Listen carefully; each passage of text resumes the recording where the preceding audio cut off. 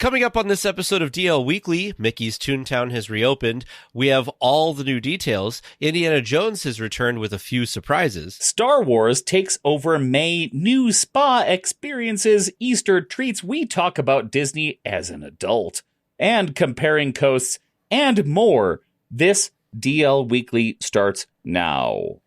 Howdy, partners. For your safety, remain seated with your hands, arms, feet, and legs inside the podcast. And be sure to watch your ears. If any of you folks are wearing hats or glasses, best remove them, because Tag and Teresa have the wildest ride in the wilderness. Hello and welcome to this episode of DL Weekly for the week of March 22nd, 2023. I'm Tag Bushman. I'm Erik Johnson. I've never podcasted before. Thank you to Heather G. for becoming an official weekly tier on our Patreon. Our supporters get some pretty fun perks like DL Weekly swag, plus bonus content and access to our Discord community. A special thank you to Stacy S., Patrice H., Josh S., and Bodie W. for your continued support. If you would like to have some more Disney magic in your day, head on over to dlweekly.net/support to join the community. Well, this is awkward, Erik, because we find ourselves in the situation that it is a week for the D180, and you are here. So, What is our D180 this week, sir? Oh, well, let's just... Hello, everyone. This is Erik Johnson with Concy Ears, and welcome to the D180. Well, Tag and Erik cover all things Disneyland. In the D180, we take a spin around the rest of the Disney universe, and we do it in 180 seconds. Let's jump right in. This is not going to be 180 seconds. I'm sorry. Because we start our journey in Walt Disney World, where the guests can finally partake in the soft opening of Tron Light Cycle / Run. It's hard for me to say. It's hard for you to read. It's hard for you to say. I know what you're thinking. No, the soft opening doesn't have anything to do with the title. That's set in stone. Starting this week, right now, any guest with a park ticket and a park reservation for the Magic Kingdom on the same day can use My Disney Experience, that app that we all love, to enter a virtual queue for the ride. Anybody who meets all of the requirements for using the app, having a park ticket, having a park reservation, all that stuff, you can enter a virtual queue starting at 7 a.m. every day. This is starting several days ago. March 20th is the day that you can start doing this. You come in at 7 a.m. and you can sign in to the virtual queue starting at 7 a.m. If you miss your 7 a.m. early deadline, try your hand at the 1 p.m. slot. Anybody vying for that group needs to be inside the park at that time. So if you're going for the 7 a.m., you just have to have a park reservation for the Magic Kingdom on that day. If you're going to go for the 1 p.m. slot, you need to be in the park. You have to have your reservation. You have to be scanned, all that stuff. You have to be in the park, and you get your 1 p.m. deadline. So we know how this goes when it comes to virtual queues. We've all seen this a few times, but get in that first group. That's kind of the general thing right now. It's a soft opening. It's not the full rollout of the attraction, because there's no guarantee that this ride is going to last all day long. So get in at 7 a.m. You can also pay for a lightning lane on those days that you're going to be at the park. And even then, there's no guarantee that you're going to be on the ride. I'm sure that if you don't get into this particular day, there's no guarantee that you're going to get in. So if you miss it, if the ride is down, I'm sure they'll refund your lightning lane. Tag, that's good to know. What's your virtual queue like? What's your go-to? What do you do when you have to do a virtual queue? Oh, gosh. Well, it's been a while because the last virtual queue I did was for Rise of the Resistance, and I was one of those mad people sitting there right at 7 a.m., ready to hit the button in the app. And sometimes was successful, sometimes less so. But I find in general that the virtual queue system is pretty, I don't know, it's not a great guest experience. Let's just say that. I think it's not perfect. I know that they're trying to not have people stand in lines for hours and hours and hours. You know, they want to try to make a better experience by not having them do that. However, I feel like for the most equitable route is to just have a standby line and let it be like when Indiana Jones first opened and the line went all through Adventureland and all of down Main Street. I mean, there's something to be said. I know nobody likes waiting in lines, but there's something to be said about the excitement of seeing a long line for something of like, oh, that's going to be cool. And not all the poor people who you score your lightning lane and everybody is cheering because they got lucky enough to get a thing, and within 30 seconds, all of the spots are filled. Because, you know, us people that go to Disney a lot, that's not terrible. However, I think it is terrible if this is maybe your one trip to Walt Disney World that you're ever going to have, and it's your one opportunity to ride Tron, and now you're basically in a crapshoot. So, yeah.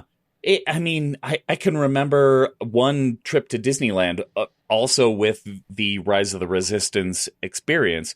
Early on in those days, I can remember I was out for a run with one of my pals and my buddy David, and I said, wait, we got to stop. He said, what are you doing? And I said, I got to get us like virtual queue for Rise of the Resistance. And that was during the virtual queue days. And sure enough, I stopped and I had my watch ready and I had a second hand going. And we just paused at a random spot on the sidewalk outside of Disneyland, directly behind Black Spire Outpost. And yeah, we got that thing. We got the virtual queue set up for everybody in the entire party, which was great because we were with a large group. But man, that sort of thing, it doesn't make a lot of sense to a lot of people who have never been to the parks, who haven't been to the parks in a while. Yeah, absolutely. Yeah, it's very, you know, if you're listening to this podcast, a good majority of you understand all of these systems because you're a fan, you've kept up on it, you've listened to us or other podcasts for a chunk of time, and you understand this. We've talked about it a lot. But if you are a first-time guest, if you are a casual guest, if you're somebody that does not look at the Disney parks as a lifestyle like some folks do and looks at it more of a vacation destination, you know, when I go anywhere else on vacation, I don't have to go through this level of planning for these type of things. So it's kind of up in the air. Yeah, it's a whole thing. It's very complicated, but if you're ready for it, and if you have a youth bring a youth with you who is who enjoys using apps. Oh yes, those young people. Bring one of them and tell them to do it, and they'll figure it out. It'll be great. Well, they can have a miserable time. There you go. Or a great time. That sense of satisfaction when they get the amazing booking for the entire family that gets them all onto Tron Light Cycle / Run. Let's just call it the Tron Ride. Outside of the Tron Ride, there's a new restaurant. Can we talk about that? This is still the D180. So outside of the restaurant there's an area outside of Tron and, well, the classic Space Mountain where there's a Joffrey's Coffee. I have to be very careful because otherwise I'll say Joffrey's Coffee. And that's easy to do. Joffrey's has a new set of menu items. It's Energy Bites, as they say. Bites with a Y because it's the internet.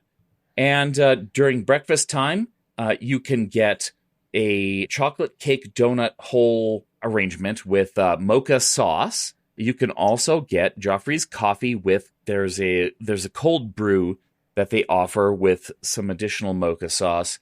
So in the morning you can get some sweet things. In the afternoon you can get digital dumplings. Ooh. And this is interesting because it's another one of those things where they put it on the menu and they put it in it when you look on the Disney Parks blog, they have these very detailed rundowns of what you can get, and I'm sure it doesn't come in these very nice, very well presented dishes. But yeah, it's still food that you can get, and the reviews have been pretty positive so far, where you can get digital dumplings of buffalo chicken or beef and broccoli. I'm down with both of those. I mean, I'd take either one at any point in time.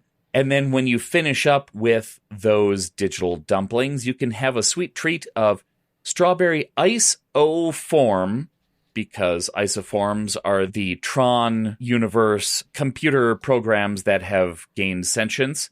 And so strawberry ice-o-form, they really highlight that O, with ice cream mochi, graham crackers, and cheesecake foam, or you can have a watermelon refresher with yuzu and ginger flavors in there. I think this is good. I mean, there's not a whole lot to have in Tomorrowland, in Walt Disney World, and these are this is a new place to have some additional flavors. You can have some actual food in this place. It's all quick service. It's all just walk up and order, or you can do mobile order. I think it's pretty great. What do you think, Tech? I just found the Disney Parks blog post on this, and I'm looking at some of the photos, and Disney is great at making things look good. So these things do look good. I mean, it makes me want to try them. However, I don't have a Disney World trip planned in the near future, but hopefully some of these things will still be there the next time I'm able to go. This mochi thing looks I love mochi. So yeah. And some of these drinks. I know Teresa, she's not here, but I feel like I have to speak up for her that I think she would like the cold brew. I mean, Joffrey's Coffee has done a pretty good job of cold brew for a while now, and yeah, it's pretty solid. That looks like something I would have as well. Well, moving on from there, we're well beyond 180 seconds, but there are plenty of additional new magic moments. If you've paid for your PhotoPass on your Walt Disney World trip, there are video memories, so you can combine your videos, you can combine pictures, you can combine music and stickers related to the attractions that you've been on. This is a new thing in the PhotoPass portion of the My Disney Experience app, which is fun because that's what everybody wants to see. This is what everybody does. When they leave Walt Disney World, they have a whole bunch of different videos and pictures of their time there. So combining all of these things, having an opportunity to do this in the app, I think Disney is really stepping up and allowing you to have additional opportunities to add flair for those people who maybe don't take the time to do that on Instagram or TikTok, and it gives you a little extra pizzazz, right? Yeah. I mean, they've been adding some more of these things to Disneyland too, adding some extras, special magic shots and stuff like that. I think they're kind of neat. I mean, they're not necessarily like, for me, this alone is not a selling point for PhotoPass for me, but it is nice when you do get PhotoPass that this is like an additional little benefit that you have. Yeah, they keep adding on to it, and I think that's commendable. Because if they just did the old version of, all right, here's a bunch of pictures of you in the parks, that got old a long time ago. You can take pictures, you can have ride photos, but to have a little bit more to do with it, to add on to your experience, I think that's pretty great. I thought the best idea that they had was when they did those shots from up on top of Main Street, like looking down into the hub with people, because that's a picture. There's no other way to get something like that. Oh, yeah. And they have a new one. So they've added in these they call them tiny world magic shots. And it's this 360-degree thing that they've done.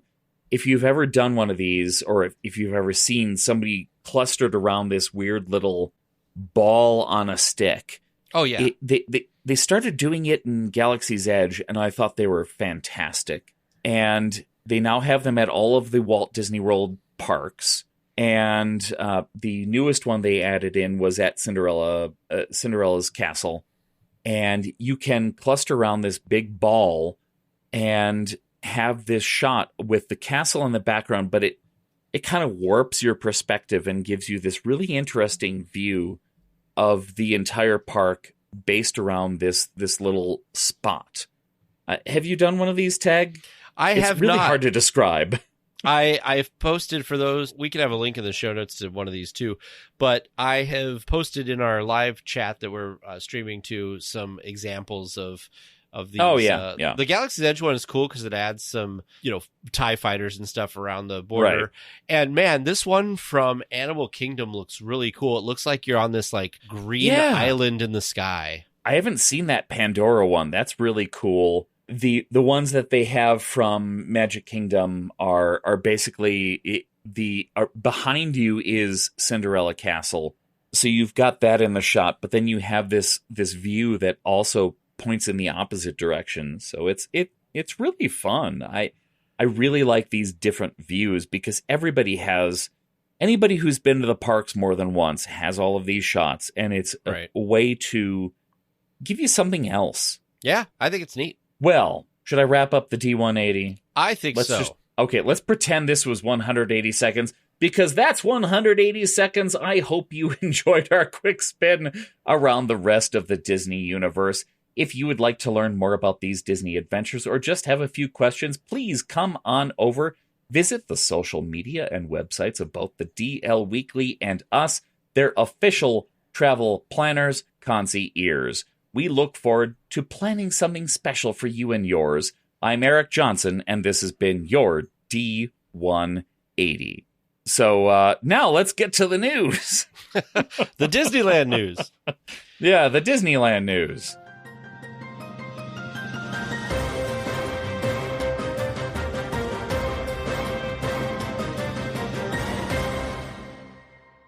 All right. Well, after being closed for a year, Mickey's Toontown has reopened at Disneyland. The refreshed land greeted guests as a soft opening on Saturday after a media event in the morning, and then officially opened on Sunday. The newly reopened section has some of the same features the guests really liked in the already open section for Mickey and Minnie's Runaway Railway. There's a lot of grass, a new fountain for younger guests to play in, the Dreaming Tree, Goofy's How to Play Yard, which is fun for all ages, and more. Yeah, I mean, so I've seen a fair amount about this grass. I don't know why having an area of grass is such Fake a big grass deal. Even. Well, yeah, that. But I guess if you've got kids, what else? I mean, where else in the parks can you just hang out for a little while? That's the big thing. Yeah, I think the biggest thing was forever, Toontown did not have like a lot of shade. That because everything was animated, right? Because it's a Toontown, that there weren't any actual trees, or there were very few actual trees.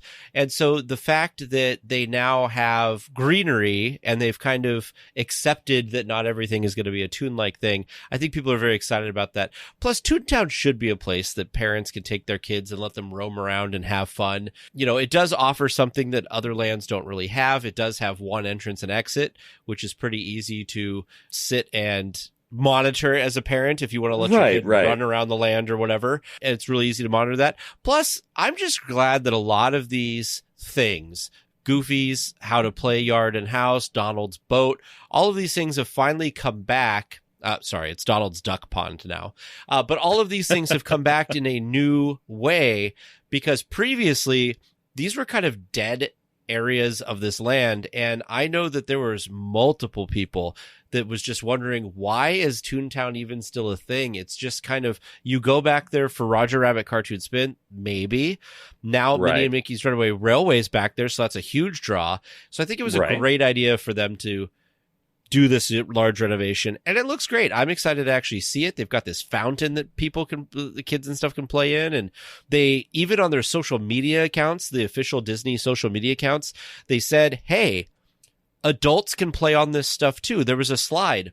I never would have gone down it as an adult because I would have thought it's for kids.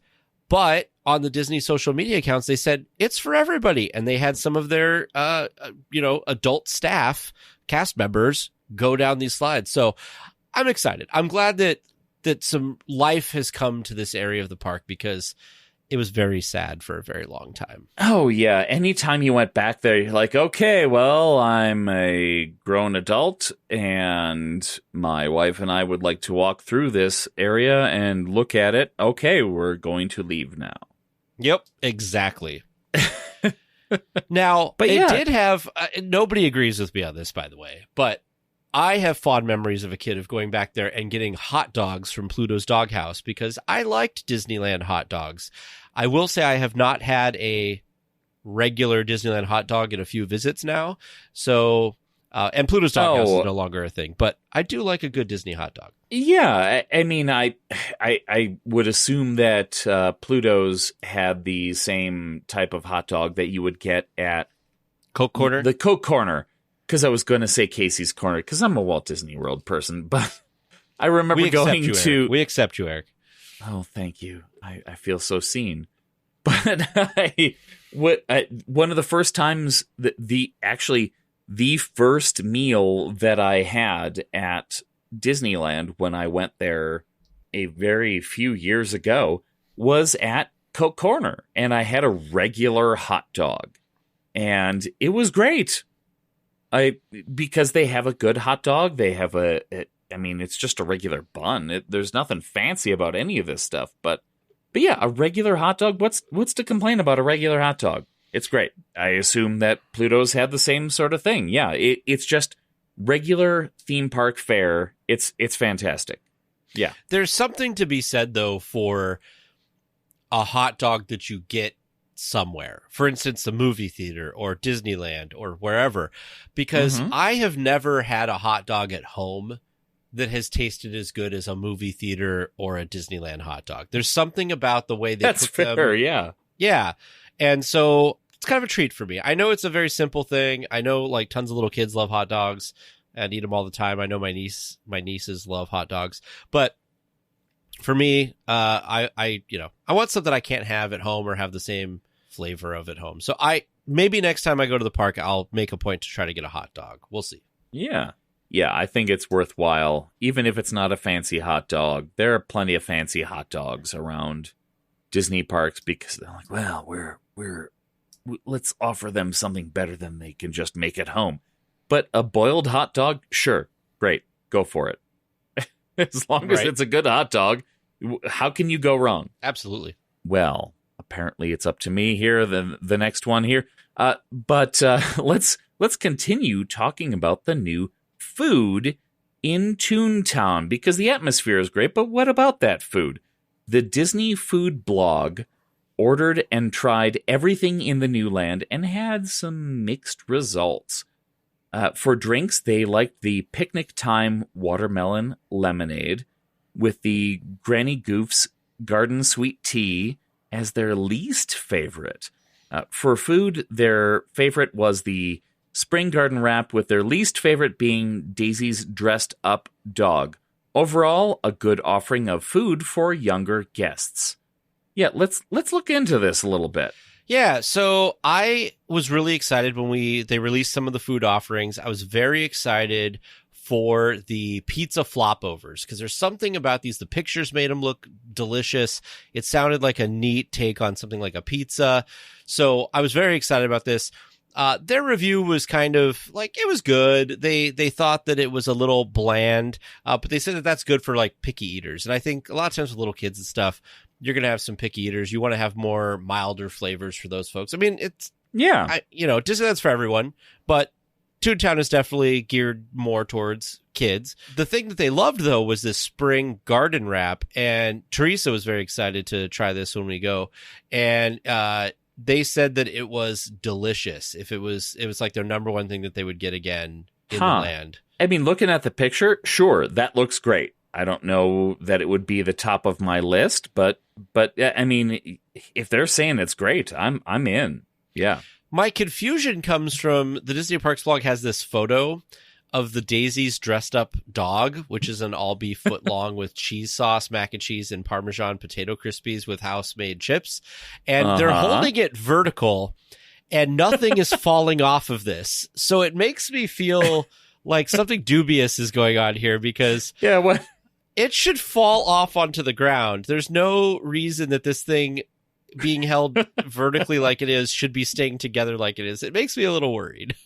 Yeah, it's a half foot bun covered with mac and cheese and a foot long dog. So what's holding all of this together? Right. A lot of dog, not a lot of bun, not a lot. I mean, there's the chili, there's the cheese. Something should be falling onto this person's hand.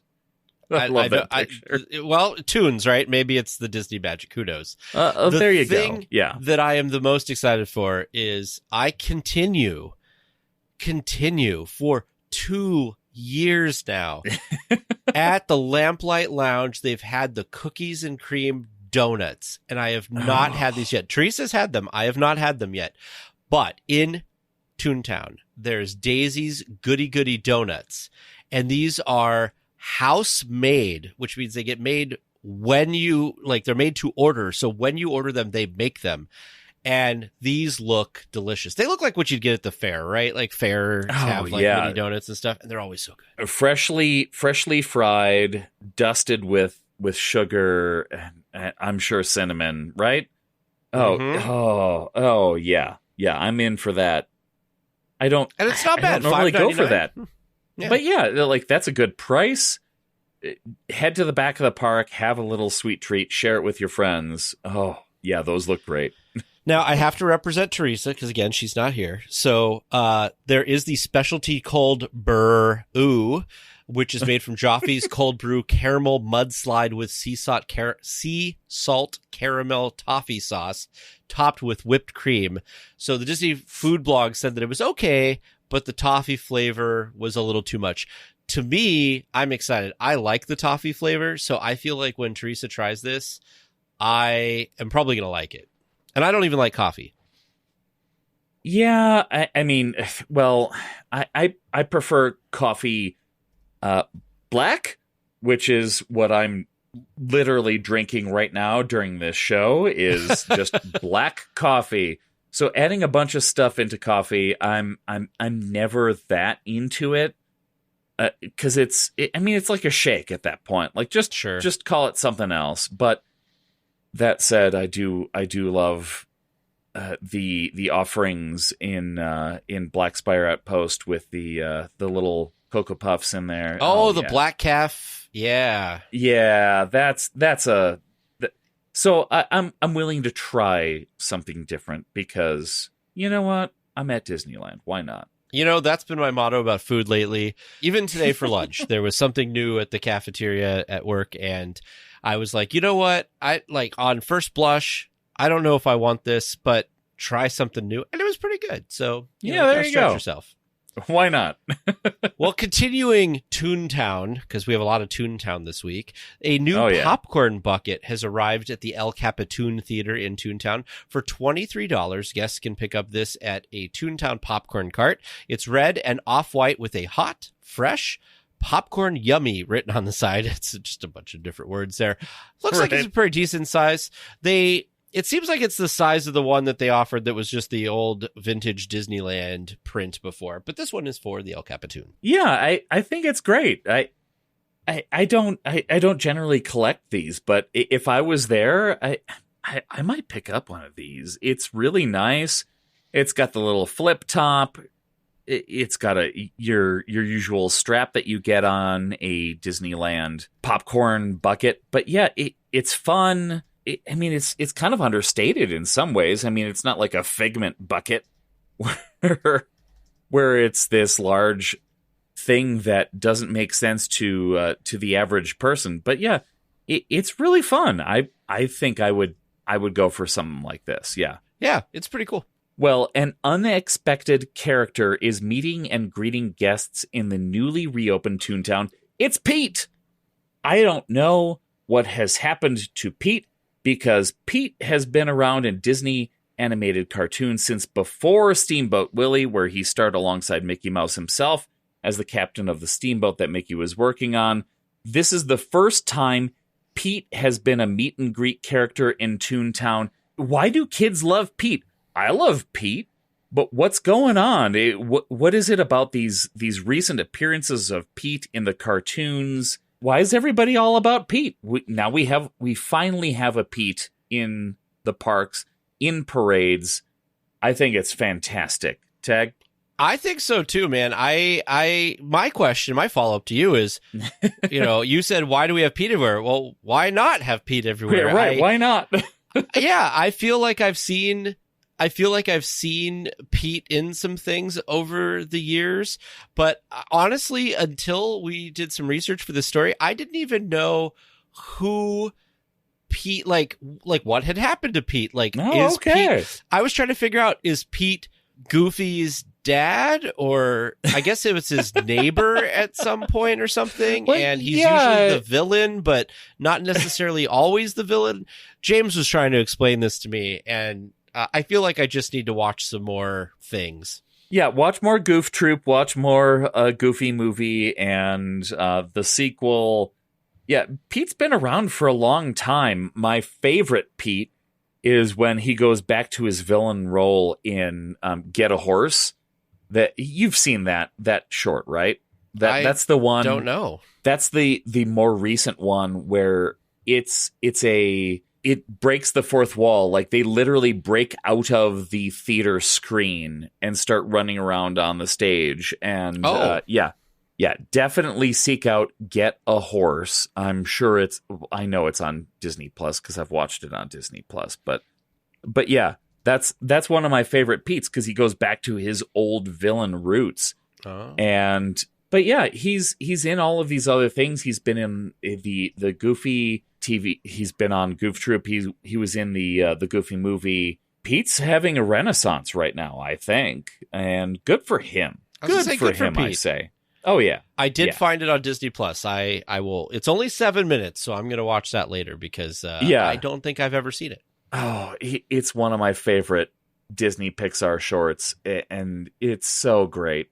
Sorry for spoiling it for everybody, that there's a bit of fourth wall breaking where they literally rip out of the movie screen and they're doing things in the movie theater. Yeah, it's fantastic. I love it. I love this premise. Okay, well, one of our favorite attractions has returned from refurbishment. The Indiana Jones Adventure reopened last week with some much-needed repairs and a couple of new surprises. First, the snake is back in operation. The projections used throughout are more vivid and sharp, and the boulder at the end is working again. Now, I will tell you, from this entire refurbishment, all I wanted was the snake and the boulder, and they gave us some extras, which is wonderful. In addition to this, there are a couple updated scenes and effects before and where the old rat room scene was before the dart room near the end of the attraction. Oh, I'm so happy this is back and working. Oh, yeah. Yeah, they don't have to do a whole lot. Like, just bring it back to what it was. As somebody who did not experience the attraction in its original form, with all the dry ice falling, all the rocks falling, all that sort of thing, but still, everything that I see here is, let's just bring it back to the way it was. Let's clean it up, and yeah, make it look cool again. So you don't get to the end and go, "There's a boulder down the hallway," right? And it's rolling, right? But it's just kind of rolling in place. There were so many times where I've been on this ride so many times, and there were times where I legitimately felt like I was in danger. And okay, right, when it was working is what you're saying. Well, yeah, when it was working, yeah, you got to have it working. You have to have at least the basics working, right? Yep. So that you actually feel like you're experiencing something. Now, did you see, spoiler alert, by the way, for people who want to be spoiler free. Did you watch the video of the new scenes? No, I have not, because I'm going in a few weeks and I want to experience it fresh. Okay, I will not spoil it then. Go online. No. If you want to see some great things. Spoil away. If I hear somebody talk about it, it's different than actually watching I will leave it for you. I will leave it for you, because I think it's worth it. So if you want to see a comparison, Fresh Baked, David over at Fresh Baked on YouTube did a great comparison video showing the previous version of the attraction and the current version, which shows you all the stuff that was not working previously that is working now, the lighting, the projections. I will tell you, they added projections to the Mara section right at the beginning of the attraction, years ago, and I don't think they've ever looked better. I think they've added some 4K projectors. It's sharp. It looks like it's bright, and I just think it's the best version this has ever been. And they've used some of those things later on in the attraction, which has made it look really great. And I'm very happy the frickin' snake is working, because you're right. As you come around and that thing not moving, your car like jumps away, but you're like, what was that for? If you've never ridden it when it's working. So very happy that it's working. Very happy that it's back. And I'm excited to ride it when I go in May. Yeah, you're going just slightly after me, so we're going to miss each other. But it'll be fine. I'm sure you'll have to let me know. Okay, I'll let you know.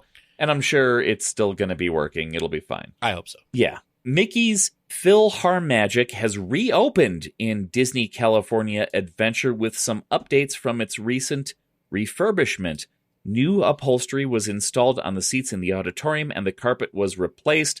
There's also a new air conditioning system in the pre-show room, which, let me tell you, that's a definite bonus on either coast, because no matter where you are, this place has some good air conditioning, and it's a great place to cool off. 100%.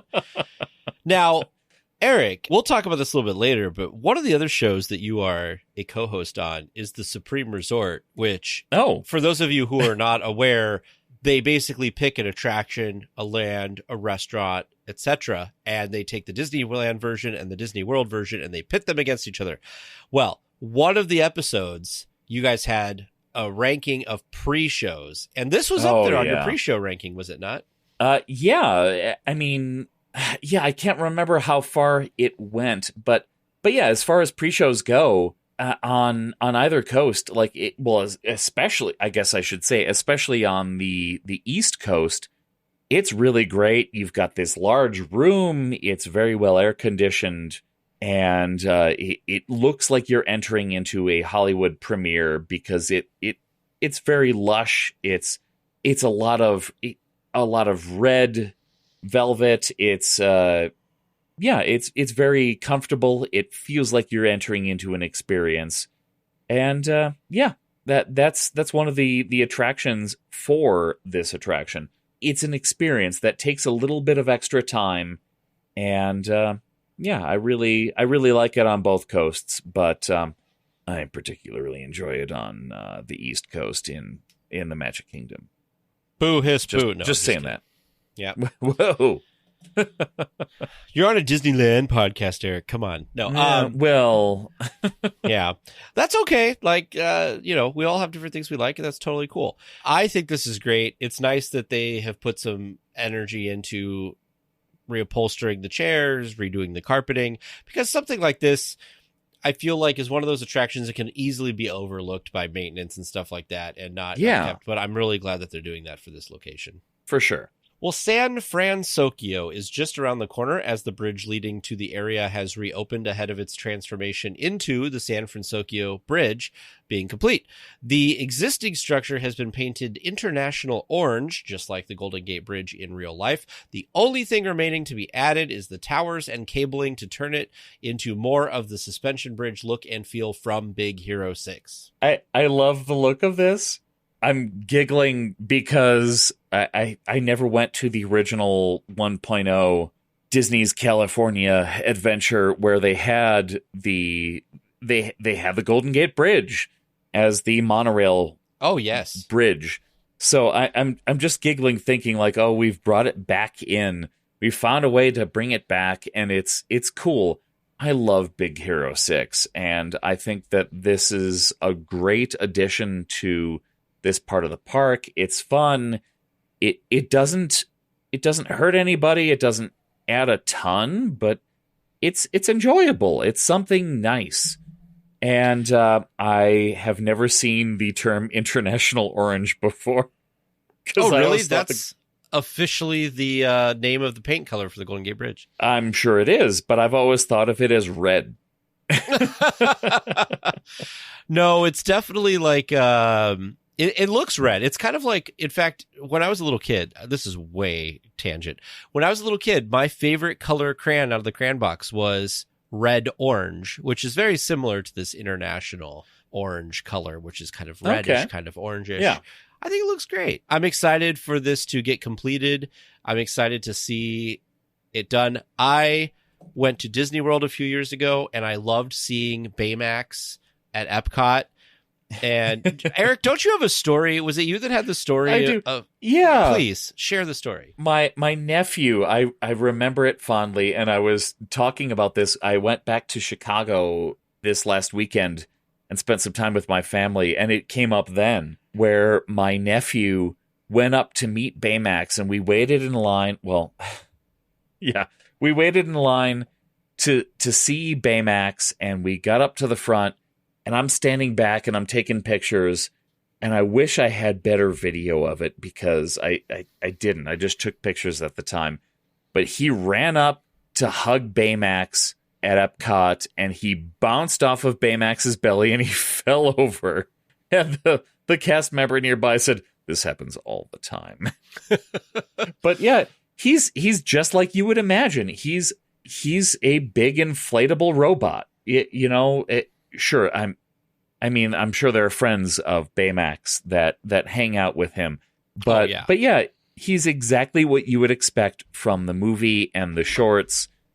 It was very delightful to meet Baymax in person and have my nephew run into him and fall down.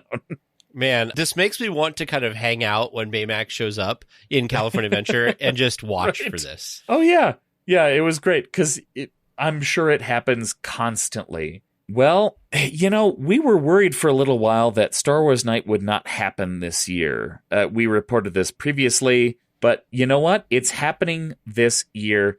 Disney did one better and declared that actually May is going to be Star Wars month. The month kicks off with the return of Hyperspace Mountain and Disneyland After Dark nights. Food and merchandise offerings will also be on hand for the celebration.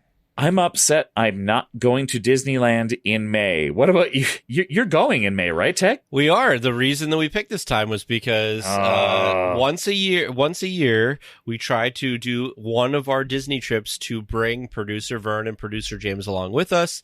And they are huge Star Wars fans, much like you are, much like I am. And we said, there's probably going to be a Star Wars night, and we want to have them come to that because that would be a lot of fun to do with them. Yeah. And that's why we picked the beginning of May. And of course, we picked May 4th because a couple things. One, it perfectly lined up with Vern's longer weekend at work. So that's a plus. Don't have to use as many days off. And, it's May the 4th. Right. Like, why, that's what you're going to do. So, that's the day you'd want to do it.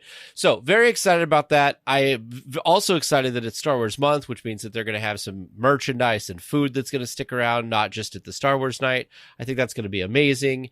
So, very excited. Looking forward to all of this. I'm excited that we're actually going to be there for it, which is like a whole other thing.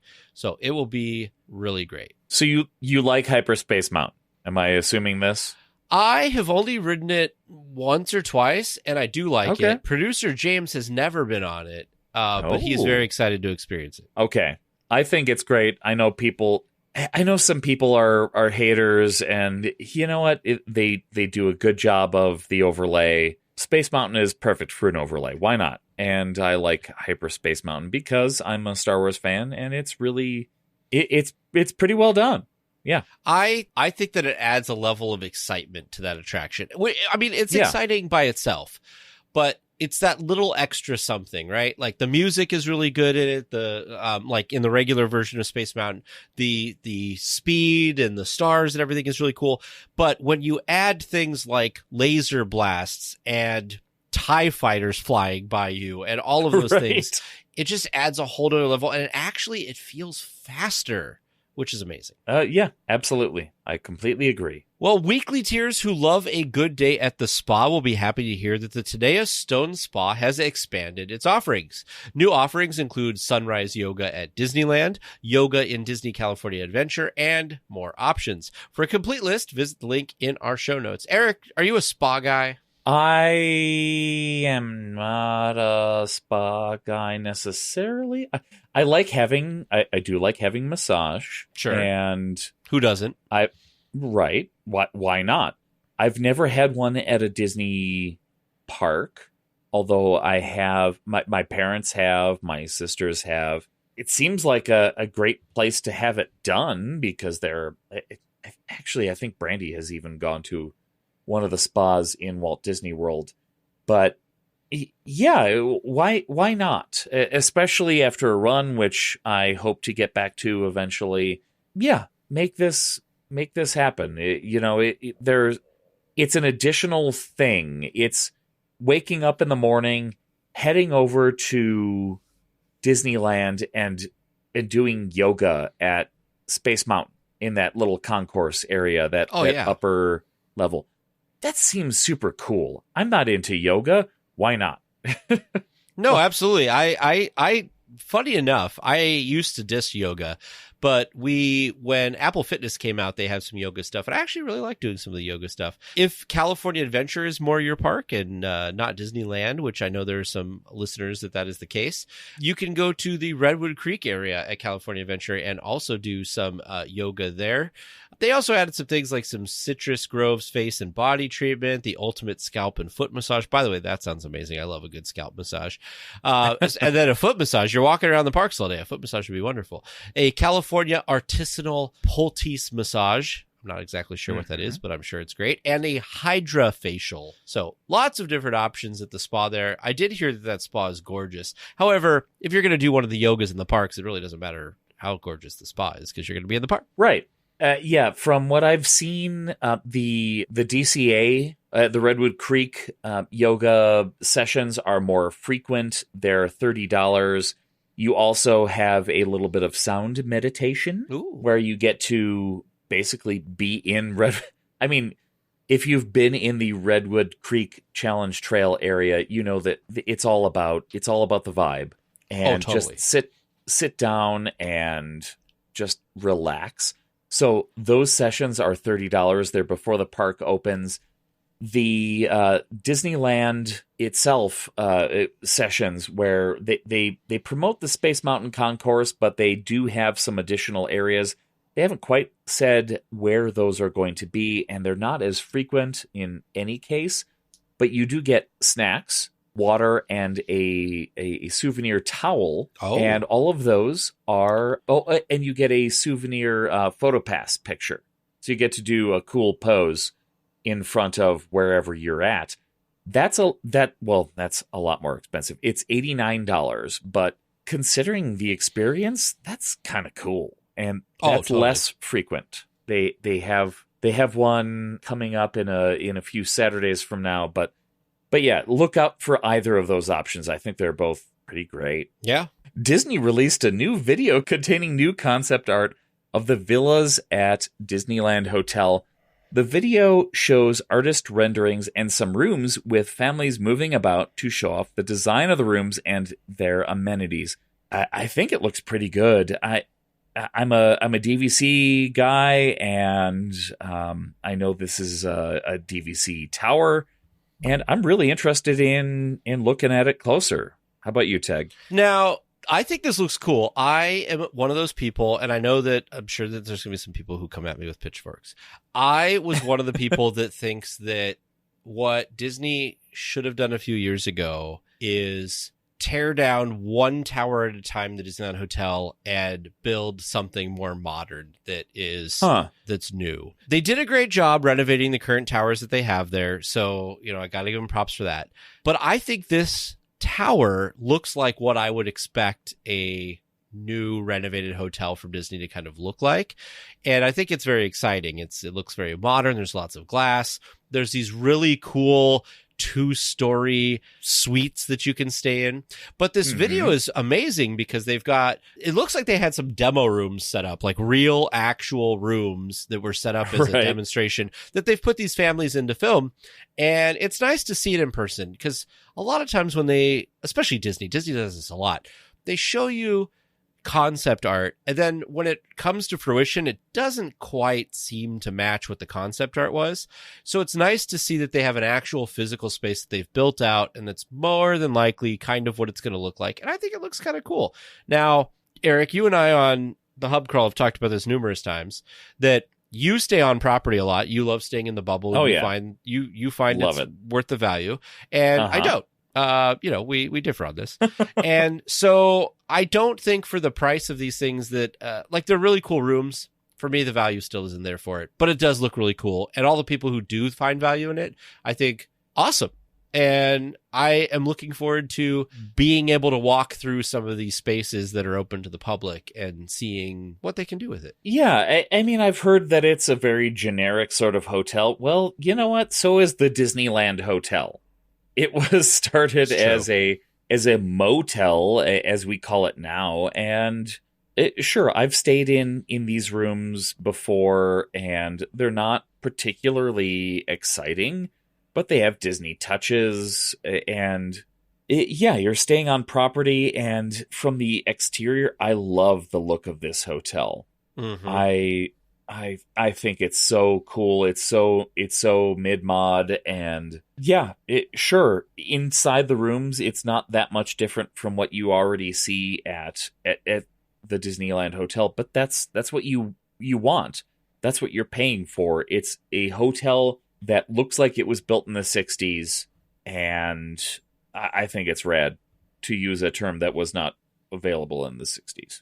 Yeah, I mean, that's kind of the idea, right, that they're going for with this end of Downtown Disney, is that new section that right now is forever a dirt pile for whatever reason, is going to be that mid-century modern look. And honestly, if they were to commit to that design language in Tomorrowland, that would go a long way. Because I think people love that look of Tomorrowland. When we look back at the 1967 remodel, 68 remodel of Tomorrowland, people loved that Tomorrowland, and we tried to make it more futuristic. And I think now Disney, and this is a little bit off topic from this, but I feel like that Disney should lean into that retro modern future kind of vibe, and I think it'd be really successful. And I think that we're seeing that with the Disneyland Hotel, and we're seeing that with that side of Downtown Disney construction. So I like it. I do think it's cool that this tower that looks so different is on the backside of the Disneyland Hotel. So from Downtown Disney, from the outside, it doesn't look out of place. And when you're in that middle section of the Disneyland Hotel, it almost feels like it's a neighboring hotel and not part of the same hotel. I don't know. I kind of like a visual consistency, and this obviously does not match that same visual consistency with the Disneyland Hotel, but I like it. Okay. Yeah, I think it looks great. I agree. Well, Easter is just around the corner, and Disneyland has released their full list of Easter treats for the celebration. And man, do we have a lot. Have you had a chance to look at any of these? Oh, yeah. Yeah, I mean, it's across Disneyland and Disney World. Disney Parks blog just put it all in one food guide, so it's great. There's tons. Anything that stands out that looks particularly yummy to you? Well, I've often stated that I wish we had more fun things like the cupcakes in Tokyo Disneyland, where it's Donald Duck's butt sticking out of like he's diving for something. Well, we've got a lot of rabbit butts going on in these images. Yeah, you're right. A lot of bunny butts, but some of this stuff looks really good. I mean, there's a lot of stuff at Disney World. I'm going to skip down to Disneyland because we are a Disneyland podcast. Oh, I suppose. Sure, why not? Sorry, yeah, I mean, you got a lot more options in Disney World because you have all the different resort hotels and everything like that. Right. Yeah, it's the first. It's like the first 2/3 of this page is Disney World. Totally. So at Disneyland, at the Candy Palace, we'll have some things like Easter eggs, which we talked about last week with the chocolate and peanut butter flavors. Mm-hmm. We have a bunny cake pop, which, I mean, cake pops are always kind of fun. A bunny crisp rice treat and a strawberry Mickey wand. At the Jolly Holiday Bakery, available through April 9th and available on mobile order, is the tuna sandwich with chips, which I'm not sure. I mean, I guess it's like a fish sandwich, right? Because of Easter. But I was kind of like, why a tuna? Like, I was like, how does that say Easter? But I guess that's probably what we're looking for there. I guess it's fish on a Friday. It's not fried fish, which we tend to see on Fridays, but sure, tuna sandwich. Why not? Why not have some tuna salad? You want your fried fish? Disney California Adventure Smoke Jumpers Grill has a fish and chips, which I don't know. I don't think I've ever had a fish and chips at Disney, so that might be something fun to try. Not at Disneyland. Yeah, I've had it at Epcot where they have the UK pavilion, but yeah, not at Disneyland. So I'm up for it. And they have some fun stuff at the Grand Californian. They've got a Mickey-shaped Easter donut, which looks like a lot of fun, and a bunny cupcake and some other things. Of course, the GCH holiday cart always has some fun stuff there. Yeah, so all of it looks tasty. It does look like a lot of sweet and less savory options, though, and I know that Disneyland really loves doing their sweet options. Oh yeah, lots of sweets, lots of cookies and cakes and cupcakes and more cookies, Rice Krispies, and oof. A Disney Parks superfan has completed his lofty goal. He has visited all 12 Disney theme parks around the world and rode every attraction at each one of these parks in 12 days. Nathan Firesheets rode 216 rides at the 12 parks that were open when he was at each park. Holy cow. This guy's my hero, man. Right? So what's interesting is he didn't really promote this. It went viral after somebody posted that they saw a patch or something on his backpack when he was at Disneyland Paris, and somebody put it on social media, and then everybody started kind of following it. Yeah, so he's also done the Parkology Challenge, which is riding every ride at a single Disney resort 7 times. He did it 5 times at Disneyland and twice at Disney World. And twice, or half of those times, he did it without Fast Pass. And the challenges were completed prior to the launch of Lightning Lane. So, man, he also did the first ever every ride coast to coast, where he rode all 94 rides at both Disneyland and Disney World within 36 hours. Wow. I mean, considering how, like, what a feat, because some of these rides aren't open all that often. I'm looking through the article here, and he had some trouble at Disney California Adventure with the Golden Zephyr, which, I mean, that goes down when there's a light breeze. Yep. So some of these rides are going to be hard. Like, he really hit on the exact right cadence to get all of this done. Wow. Yeah. I'm envious. I think it would be so cool to ride. I mean, he literally in 12 days experienced everything Disney had to offer around the world. Yeah. In terms of attractions.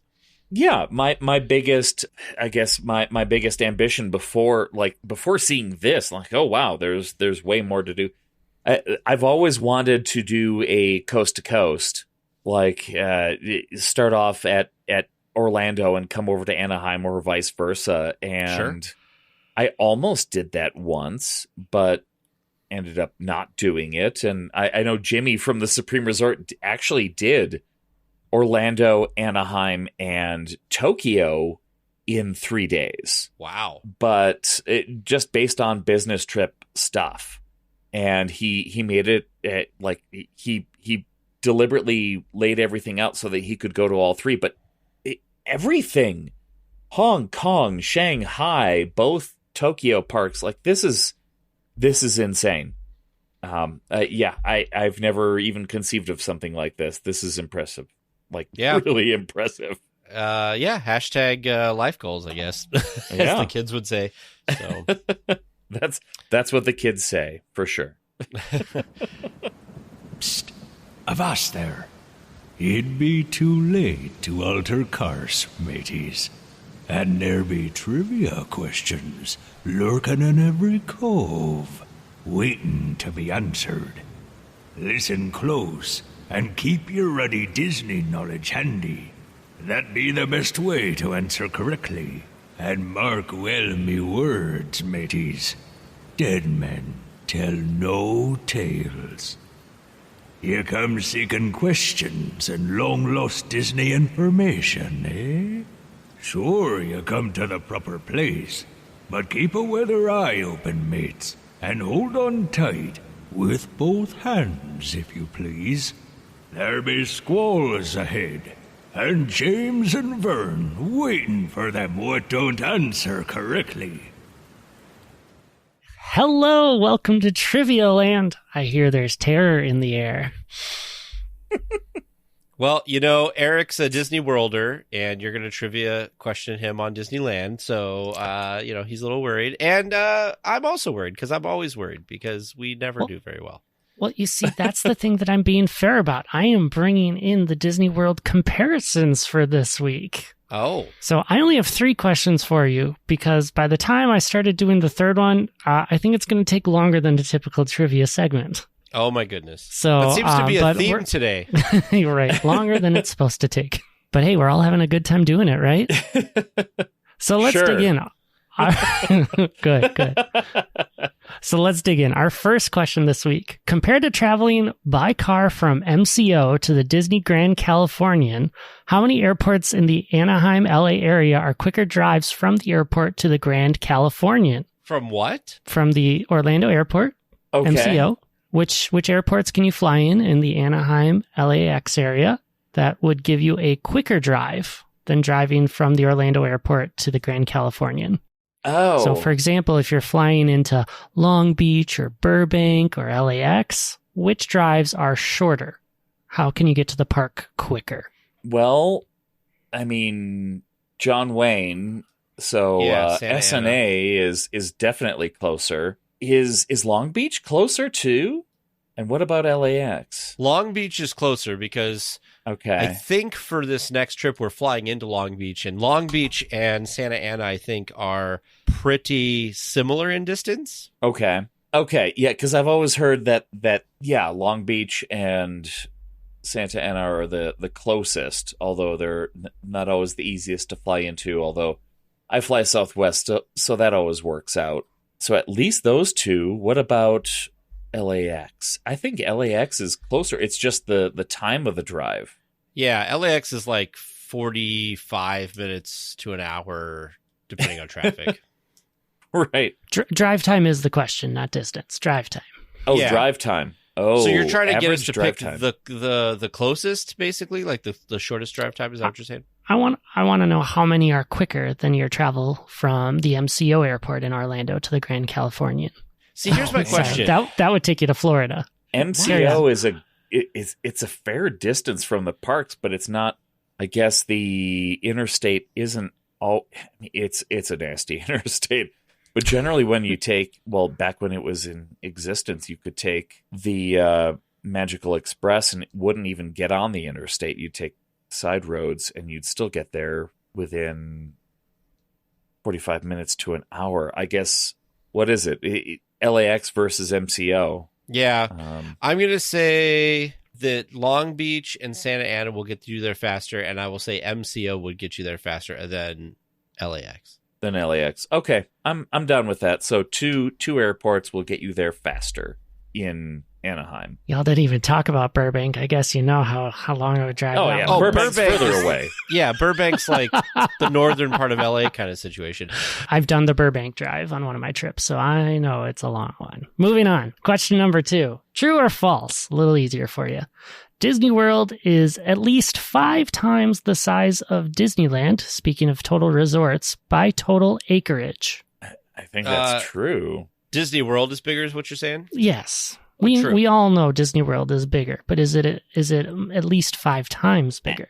Yes. At least 5 times. Yeah, I think so. I mean, the safari at Animal Kingdom is bigger than Disneyland itself. That's a very fair point. So, all right, I've been easy on you.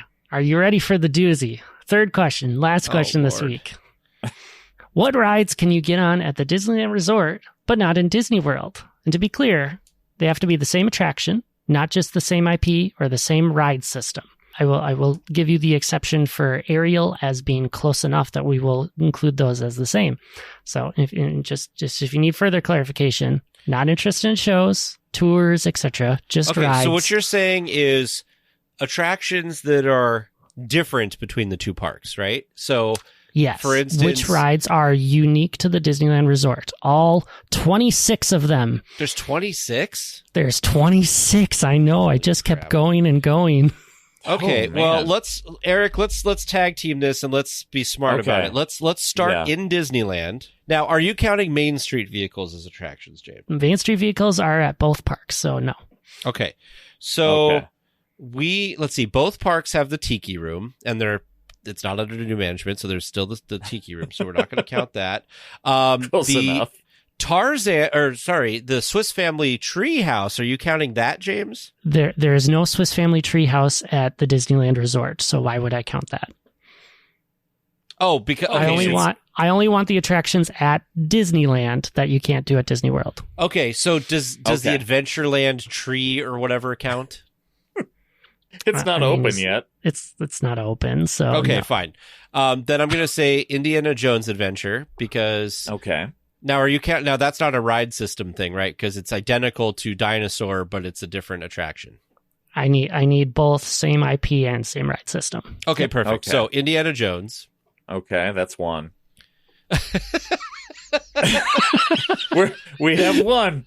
I hear the excitement in your voice. Okay. Oh, man. I'm just trying to go around the park here. So I don't think... Does Disney World have canoes, Eric? No, it does not. Not anymore. They did briefly, but no. So canoes, I think the canoes are good. Columbia, the sailing ship Columbia. Oh, I wouldn't have thought of that. Yeah. Okay. We've got... Yeah, we've... Haunted Mansion is the same. Now, I think it's the same enough. We've got Winnie the Pooh. Now, James, how are you doing this? Because we've got Winnie the Pooh in both similar. Parks. They're close enough. Okay, cool. Okay. I will give you that one. All of Galaxy's Edge is the same, so we can skip through that. Now we get to Frontierland. We've got Big Thunder Mountain Railroad, which is the same. Pretty similar, yeah. Yep. In Fantasyland, we've got Pinocchio's... Mr. Toad. Mr. Toad. Oh, yep, that's the easy one. Do you have a Pinocchio? No. Okay, so we got Pinocchio.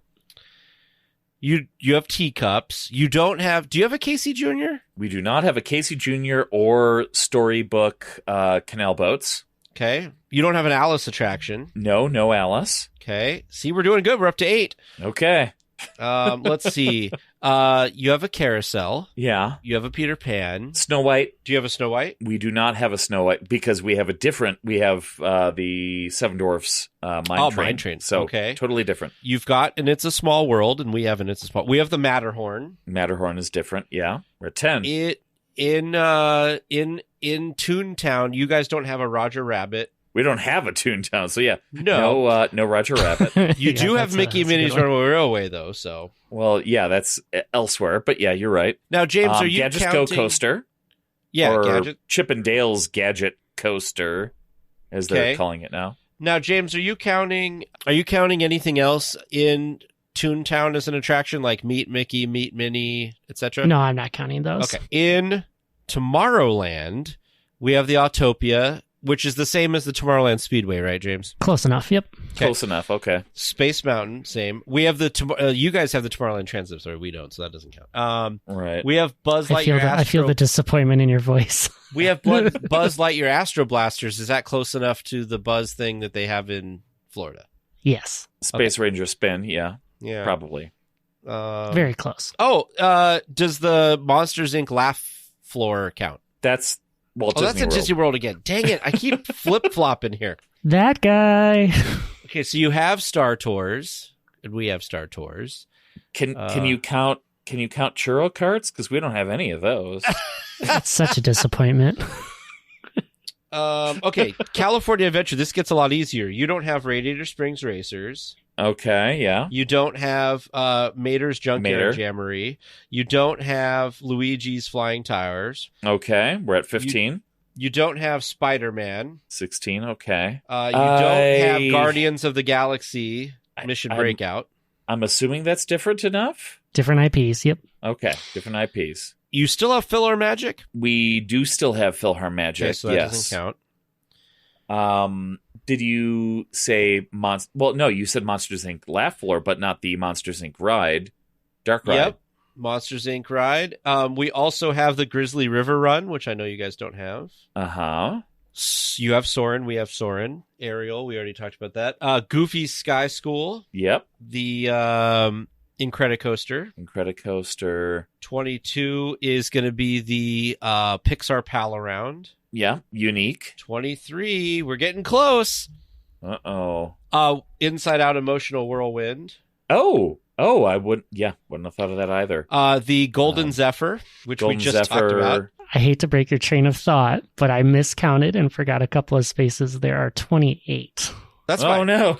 Golden Zephyr, Inside Out. We have the Jumpin' Jellyfish. Yeah. 26 is going to be Silly Symphony Swings. Okay. 27, we're only a couple away. Ooh. Let's see. It's got to be... James, do you count the monorail as an attraction at Disneyland, but a transportation system at Disney World? Oh, that is a really good question. I did not count them as different attractions. Oh, okay. The subs. How did I forget the subs? Yeah. Oh, gosh. Yeah. Good call. Okay. You said 28, James? 28 is my count. We're missing one. Oh, no. Huh. You're not counting like the Ghirardelli or the Boudin Bakery tour or anything? Nope, none of those tours or opportunities. Nope. Okay. Nothing in San Francisco. Yeah. Yeah. Soon to be, yeah. I feel like I'm missing something really obvious. Oh, Jesse's Critter Carousel. Oh, that's unique. Okay, James, here we go. From the top. Indiana Jones, Canoes, Columbia, Mr. Toad, Pinocchio, Casey Jr., Storybook Lake Canal Boats, Alice, Snow White, Matterhorn, Roger Rabbit, Chippendale, Radiator Springs Racers, Mater's Junkyard Jamboree, Luigi's Flying Tires, Spider-Man, Web Slingers, Guardians of the Galaxy Mission Breakout, Grizzly River Run, Monsters, Inc., Goofy Sky School, Incredicoaster, Pixar Pal Around, Inside Out Emotional Whirlwind, Golden Zephyr, Jumpin' Jellyfish, The Submarine Voyage, Jesse's Critter Carousel, and the Silly Symphony Swings. Final answer What a list. What a list, right? What a list. I lost count, but I think we're good. Hey, we'll check it out. We'll double check and triple check and probably need to quadruple check myself even because I'm probably forgetting something. Good thing I got a discussion topic to bide my time. Well, for this week for our discussion topic, because Teresa usually handles this, and I want to give her full credit that she left the show in my hands, and I did a terrible job of coming up with a discussion topic. So we have had Erik on before, but Erik, you were on and you've talked about Run Disney. You were on when Disneyland closed, and we talked about how that was going to be different with concierge and travel booking. But today, I want people to get to know you and get to know a little bit about some things that you do outside of the podcast they may know you from, which is like the D180 here, doing the Hub Crawl with me. So you do some other stuff with podcasts. Also, you kind of have an interesting backstory of your relationship with Disney, because unlike most folks who went as a kid and just continued to go into adulthood, it's my understanding, if I'm not wrong, that you actually didn't start going to the parks until you were an adult. Is that correct? Correct. Yeah, my first time at Disneyland was in 2016. I did go to Disney World multiple times as a kid. Okay. But yeah, that was like the Midwest thing.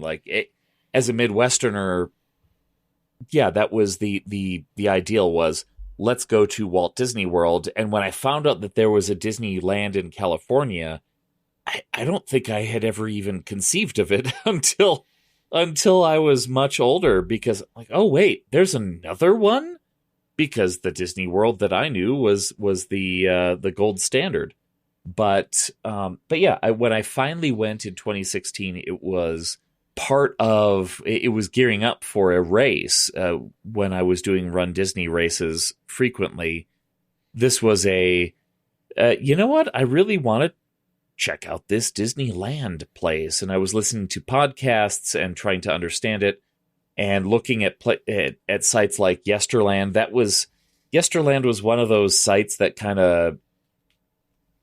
of introduced me to this other world that I hadn't seen before. So it's part of the reason why I can look at some place like California Adventure and appreciate maybe a little bit, the calamity that it might have started out as and the calamity that it is now. I like that a lot of people have this history and have this ownership of the parks, and you can feel that. Even from my first time there were it was so obvious that people there felt comfortable in a way that I felt comfortable at Walt Disney World, even going there just every other year. And to see these people that are going to Disneyland so often, I started to like sense a kinship amongst them, the people that were there all the time. And I know things have changed a little bit in recent years, but yeah, that was one of those ideas that was very foreign to me initially. Like, somebody can have an annual pass to go to a Disney park. That's crazy. But yeah, it was all part of that initial trip, and seeing people that knew a park that I had only seen on websites and only heard about in podcasts was a big deal. Well, I'm glad that you were able to come over and experience Disneyland. Now, I give you a lot of grief because your home park, True. if you will, is Walt Disney World. And, I have a backstory with Disney World that, my home park is Disneyland. And for a long time during the late 80s, early 90s, a lot of emphasis was put on Disney World by the Walt Disney Company and Michael Eisner to kind of grow that out and maximize Disney World. And so during that time, it felt like Disneyland in a lot of ways kind of got ignored. And it always frustrated me that the place that had all of the celebrations, the place that was always in the spotlight was Disney World, when I loved Disneyland so much. So I kind of got that like sibling rivalry almost with that resort. I see it, yeah. But I will tell you that I give you a lot of crap about it, and we joke a lot between parks, right? Just like people pick on things like, Apple versus Android or Mac versus PC, that kind of stuff from the tech side, or, whatever. And so, but I will tell you, I kind of look at them. It's such a mind-blowing experience to grow up in one park for your whole life. And I'm sure you felt this way about Disneyland, is when you first go to a park that has some of the same attractions in it as your home park, and they're the same attractions, but they're different. It's kind of a weird feeling, wouldn't you say? Oh, yeah, for sure. And we made the weird mistake of the first time we went to Disneyland, we stayed at the Grand Californian, and we walked out the doors of the Grand Californian into downtown Disney, and we went left because I didn't know where I was going. And we went left and went all the way down to the Disneyland Hotel, and I said, okay, we went the wrong direction. We ended up taking the monorail back in from that station there. So our first time in Disneyland, we were dropped off in the middle of Tomorrowland, and my wife was confused. I was confused.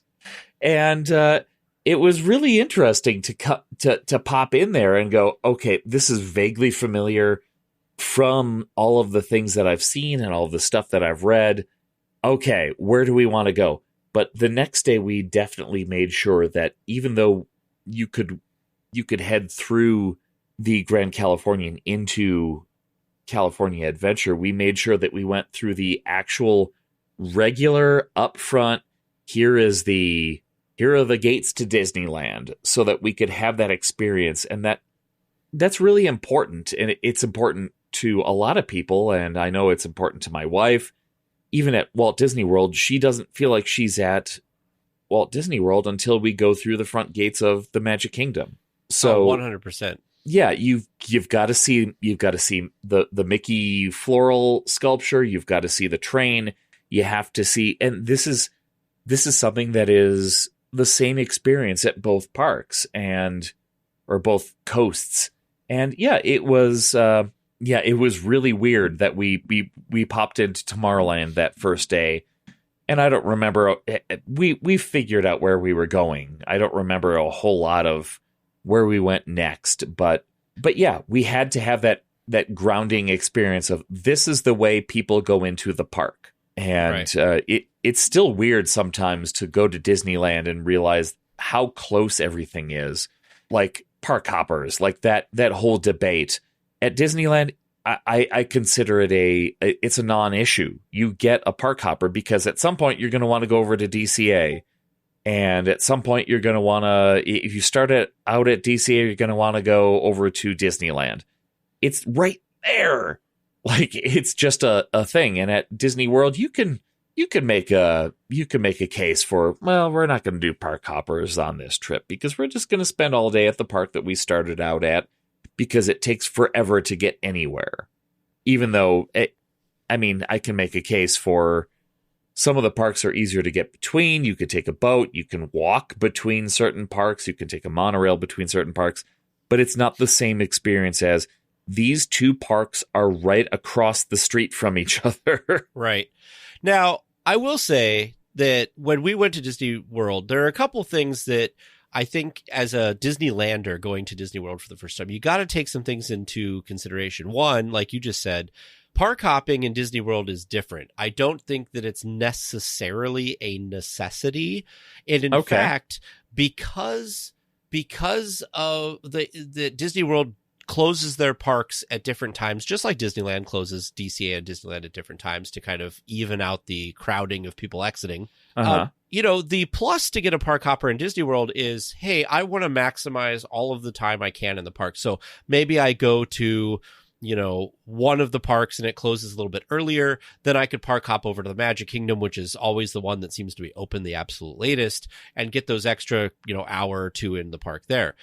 But like you said, it's not as easy to hop parks as it is at Disneyland. And then also, I tease you a lot about staying at Disneyland, Disney hotels on property at Disneyland. In Disney World, I 100% have the opposite opinion. I think that if you are going to Disney World, you 100% should find one of the Disney hotels that is in your price range and stay there. Because absolutely, you get so many more amenities on property, as they say, than you do outside. When James and I went, I was like, I had the Disneyland mentality. I said, we're not going to pay $100 and whatever a night. There's this place that's only a few minutes away, and they've got a shuttle, and it's I think it was like $85 a night. I'm like, let's just do that. Man, I tell you, every night when we had to come home from the Epcot parking lot, because that's where all the shuttles go, I thought to myself every single night, I said, we should have just stayed on property. It would be worth the extra little bit of money to go between. So when Teresa and I went during the pandemic, we stayed on property, and it was glorious because we took the Skyliner to two things, which, by the way, I love the Skyliner. Absolutely. You're able to get around things. The Skyliner is kind of like the monorail, in which it's a form of transportation, but it's also kind of a fun ride, and you get to see the property from a different vantage point. It's just nice. Oh, man, the Skyliner. It's a complete game changer for so many of the properties at Walt Disney World. It's I can feel, just talking about it, I feel like I'm on it right now. I'm having those tingles where I'm like, the Skyliner. Feeling the breeze blowing through those little vents and everything. We were all talking early on when, it's not going to be air conditioned? Oh, this is going to be terrible. No, as long as it's moving, it's glorious. It's true. It's so wonderful. Weird. The other thing, too, about the Skyliner that I didn't give it really a fair chance was I'm a monorail fan. And I looked at them building the Skyliner as an excuse not to extend the monorail to places. And I love the monorail. And I think a lot of guests love the monorail. And I'll tell you, though, I was a convert. The first time I rode the Skyliner, I was like, okay, this is cool. Like, this isn't the monorail cool, but this is a different type of cool, and I'm here for it, and I love it. And it's so much easier and cheaper to extend what they do with the Skyliner. There have been rumors for a while that they're going to take the line over to Coronado Springs and then over to Animal Kingdom. I welcome it because it's easier. It's easier for them to build. It's something that's stock, and they don't have to put in this large concrete rail system. Right. And if they had been, if it was affordable, they would have extended the monorail years ago. Right. Because they were talking about it for the longest time. Like, let's head over to what is now Disney Springs. They never did it. But with the Skyliner, I think there's a chance they could extend this stuff because it's not as expensive for them to do, and people love it. Everybody loves this. The only problem is it has to shut down when there's inclement weather, which is at certain times of year it's pretty frequent, right? But that's okay. Yeah, and I think that once they build out the next phase, if they get around to it, to connect Animal Kingdom, I think it's going to be glorious, because I would love to be able to take Disney transportation that's not a bus to everywhere. And once you complete that, between the Skyliner and the monorail, you could get to all of the resorts. Right. Now, it gets a little complicated at Epcot because it drops you off at the International Gateway, and to get to the monorail, you either have to go through Epcot or somehow around Epcot to get to the front where the monorail is. So I think they could improve that a little bit. Yeah. But if you don't have a ticket or a park hopper and it's not your day, it's a little hard to go through Epcot. Yeah, that is more complicated these days. There were times where my wife and I did go to. We took the Skyliner from the Riviera and went to Epcot. Went through Epcot just to take the monorail up to Magic Kingdom. And I guess we've done that since. It's not completely out of the question, but it's a little more complicated these days. You gotta have some sort of park reservation at some point in your discourse. So yeah, you've got to start out your day really just start out your day at Epcot. If you're staying anywhere along the Skyliner, unless you're going to Hollywood Studios, yeah, just start out at Epcot. You'll be fine. You'll be fine. Now, one last thing I'll gush about Disney World, and then I will go back to gushing about Disneyland, is I don't think that you can find a more magical experience than you do getting on the boat on the far side of the Seven Seas Lagoon and coming across the lagoon and seeing Cinderella Castle in the distance. So you're talking about the ferry, the big ferry. Yeah. That is magical. I love it. It's so great. And I will say I also enjoy the smaller boats. If you're staying at Wilderness Lodge, definitely hop in one of the smaller boats and take that over. If you're staying at one of the monorail resorts like Contemporary or Grand Floridian or the Polynesian, I prefer heading over to the Magic Kingdom by boat. I don't know what it is. Going over the water, in some ways, it's got to be what they intended, because you can't see it from afar. You can kind of see hints of it. You can see a little bit of the castle, but you hop on a boat and you're just, it's revealed to you, the Magic Kingdom.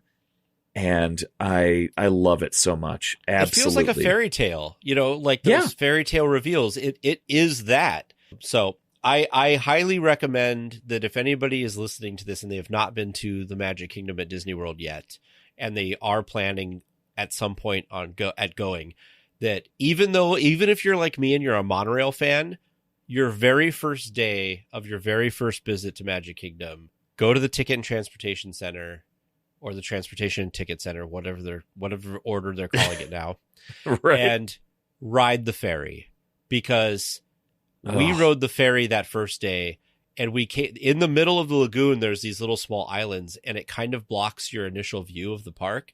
And as you come around one of those, it like reveals itself, and it's like a magical kingdom in the distance. And it's so surreal. And people probably think I'm nuts trying to describe this, but there is something really magical about that. Yeah. Getting off a bus and walking over. Sure. It's convenient.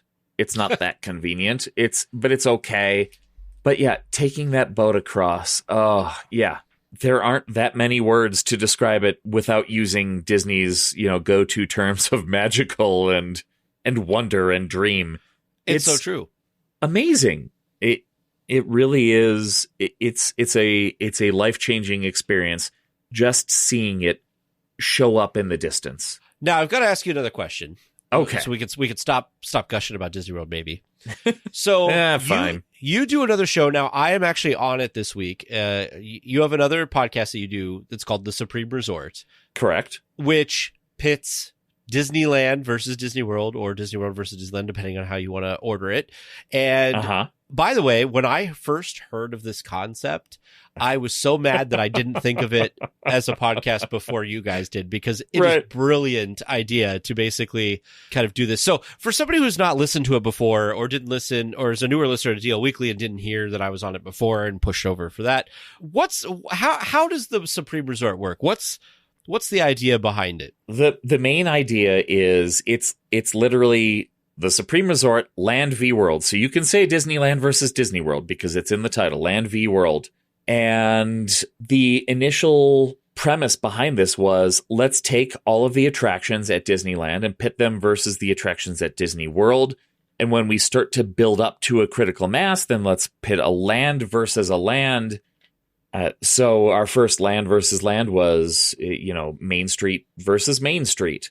We've done episodes of Big Thunder Mountain versus Big Thunder Mountain, and we've done some more, bizarre sort of things like the Matterhorn versus Everest, because they're both roller coasters and they both have a Yeti in them.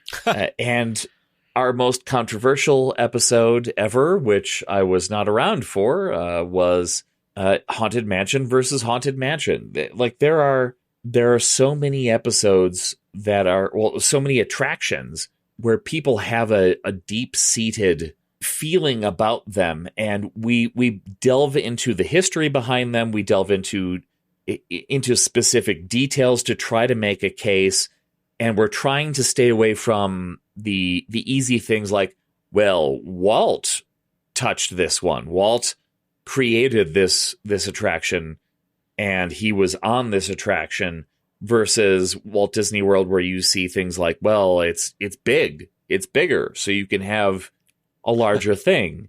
So we try to stay away from the easy stuff like that. We're trying to pit them against each other. We're trying to say, how are their cues similar?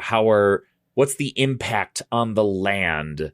When you look at the Tower of Terror versus in Hollywood Studios versus the Guardians of the Galaxy in DCA, what is their impact on their respective lands? That's kind of where we're going with all of this.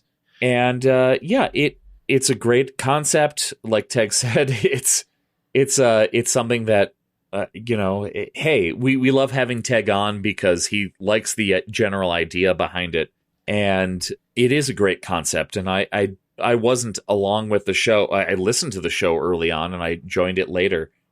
But yeah, at its heart, people always ask which one is better, Disney World, Disneyland, and there are a lot of easy answers like, oh well, I mean, how long are you gonna spend there? But when you really start to look into the stories behind some of these attractions, there's a lot more to talk about. And that's our concept, is we get really nerdy about some of this stuff. What I really enjoy is one of the things that we don't do a ton of. We do a little bit here on DL Weekly of like history or deep dives on things. Yeah. And we used to do that a lot more in the older episodes. We've been very lucky and fortunate to be able to have some great guests to come on. And much like yourself, Eric, but like, some Imagineers and stuff like that. So we want to take those opportunities when we have them. So we haven't been doing as many deep dives. But if you're interested in the history, and people that have spent a lot of time, to be honest with you, learning the history of these things and coming up with a good argument, really, of why is this attraction the supreme attraction? Why is this restaurant or land the supreme attraction or land or restaurant? And so I really like the fact that you can listen to an episode and learn a ton about both coasts and attractions or venues or whatever at both coasts. And even if you don't care which one's better, you still learn about both. And you can learn because you may have the same, the Haunted Mansion. You may have the Pirates of the Caribbean. You may have Big Thunder Mountain Railroad. But as we kind of alluded to earlier, they're the same attraction, but there's enough differences between them at both parks that they are different attractions. And there might be different backstories and different things because different people worked on them at different times. And I find that fascinating, and I find it really interesting. So if you're a Disney Parks fan, I would say that the Supreme Resort is a great podcast to listen to to really dive deep and hear the stories and the history and everything of both coasts, both versions of an attraction, both versions. How many podcasts do you listen to that talk about dining locations? They've done dining locations. One of my favorite episodes that I listened to of the Supreme Resort was Rancho del Zocalo versus, what was it over in Disney World? It's Pecos Bills. Pecos Bills, and listening to the history and the Frito kid and whatever. So, oh gosh, that was one of my favorites. Yeah, sure. I love that episode. You guys found some wonderful audio clips from back in the day to play and accentuate your storytelling with that. And so I recommend go and look at their back catalog. They have quite a back catalog. You might even find yourself surprised by what you learn about things. For instance, I'm not going to give anything away, but the episode I was just on that posted this last week, I thought when I signed up to go on the show, it was putting 4 presidents against each other from the Hall of Presidents. And I knew without a shadow of a doubt which president was going to win. And guess what? That president didn't win. And I was shocked that I had come around to a different way of thinking about it. We were all shocked. Even the guy who was arguing for the president that won was fairly surprised at the results to go, oh, I didn't think there was that much here in this argument. Yeah, that was fantastic. That was a great time. And I think that that's the strength of that, right? Is like you might find yourself being surprised. A year ago, they did a March Madness bracket trying to figure out the best pre-show, which is what I mentioned earlier with the Muppet Vision 3D. And so, I love the fact that you can be surprised by some things and you can learn some stuff. Like, what interesting questions you would never think about, like what actually constitutes a pre-show? What are we defining as a pre-show? We drew a line. Where does the attraction start and the pre-show end? And I think a lot of people listening and a lot of guests don't kind of think about that. It's just a cohesive storyline. So some things to ponder for sure. Oh, yeah, definitely. Yeah. All right, Eric. Well, I want to ask you a question that we ask all of our guests, and I think it'd be really fascinating to learn this from you. So we usually ask, when you go to Disneyland on your first day, which way do you go? So when you go into the park, do you go left towards Tomorrowland? Do you go straight through Fantasyland? Do you go right towards Tomorrowland? I'm sorry, left towards Adventureland is what I meant in the beginning. And right towards Tomorrowland. Yeah. My question for you is, there's 4 parks in Disney World. So I'm going to start with some parks, and I want you to tell me, when you go on an average trip, where do you go first? So in Animal Kingdom, where do you normally go first? And you might be somebody who doesn't normally go one particular way, but where are you most likely to go, I guess, if that's the case? Animal Kingdom is interesting because there are 3 different ways that you can go. I guess like even Disneyland itself, there are 3 different directions you can go. I tend to go left, not into Pandora, but into the Africa portion. Yeah. Okay. And is there something that you're going towards over there for any particular reason? Usually it's to head toward the safari. It's nice to get in the morning, although I used to tell everybody head toward the safari as early as possible because all of the animals will be out and they'll be interested in doing things. But the safari has kind of changed in recent years, and I've had some very interesting experiences with rhinos in particular in the late afternoon. So take the Kilimanjaro safaris any time of the day. You'll have a good time. All right. Hollywood Studios, where do you go? Probably right down Hollywood Boulevard toward the Rock and Roller Coaster and the Tower of Terror. See, I find Hollywood Studios hard because there's not a good flow in that park. Yeah. A lot of Disney parks, you kind of can go one way and it kind of loops around and interconnects. It's slightly better now that they've connected Galaxy's Edge and Toy Story Land and everything. Uh-huh. But when we went before that was open, it felt like you kind of just kept going towards dead ends and having to backtrack a lot, which is so weird for a Disney park. Yeah, that was the the arrangement of it. And it's partly to blame the original Backlot Studio tour, where if you went to the right, then you would head over not the hard right down Hollywood Boulevard, the soft right toward the Backlot Tour tram, and you would take the tram tour and then the walking tour, and that was most of the appeal of the park, was to head through these back areas that you couldn't just walk through. And they've been kind of dealing with that ever since, is how to change the flow and make it a better walkable park. It's getting there for sure. Yeah. All right. Definitely. Epcot. I know you love Epcot, so Epcot. If I'm heading through the International Gateway, which is where I tend to go because I'm coming from my DVC resort over at the Riviera, then I'm heading in, and it's either the UK or the UK on the left, or Canada on the right. Wait, no. I'm sorry. The UK and Canada on the left and France on the right. Then I tend to go left because that's where the attractions are. And coming in early in the morning through that gate, I tend to go left. Even later on in the day, I tend to go left. If we're coming in through the front gate, I just go straight to Spaceship Earth. And from there, I might go left. Yeah, I'm thinking I tend to go left. Spaceship Earth is an underrated attraction. These days, maybe it's one of the attractions you can actually get to, and sometimes there's a decent line, but even without the communication update that they were going to do, or the storytelling update they were going to do, now it's focused on communication, and they were going to do an update on storytelling that they abandoned. I still love Spaceship Earth because it reminds me of, it's almost the same attraction as when I was a kid, and it's still just this massively entertaining dark ride in a giant ball that even my mother thought was the entire park of Epcot. Right.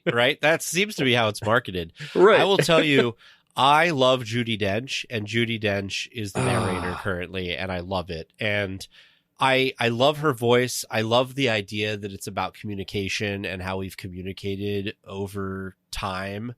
I think it's the pinnacle or one of the pinnacles of what Disney is great at, which is educating people, but also entertaining at the same time. And I really love it. Absolutely. Oh, yeah. And I love Jeremy Irons. Jeremy Irons was the previous narrator, and I remember his narration pretty well from previous trips. But yeah, Judi Dench, I love it. Yeah, she's fantastic, and that focus really brings the ride together. I'm also impressed that it boggles my mind that entire attraction is inside of the giant golf ball, because when you're in there, it feels massive. Oh yeah. One of my bucket lists, I know people have taken a walking tour through the attraction. I would do it in a heartbeat. I would pay, I don't care how much. I want to do it someday. I want to take a walking tour through that attraction with the lights on more than any other thing. That's for amazing. Sure. Yeah. All right. Finally, Magic Kingdom. Magic Kingdom.